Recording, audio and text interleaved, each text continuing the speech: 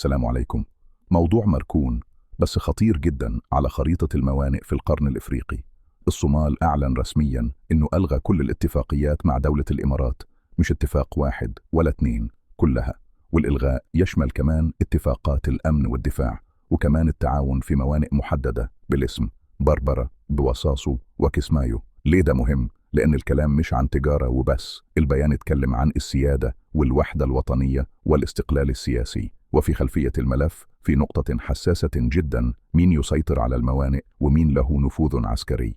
التقارير بتشير إن أبو ظبي بنت وتسيطر على ميناء وموقع عسكري في بربرة داخل أرض الصومال، صوماليلاند. القرار ده معناه إيه عمليا؟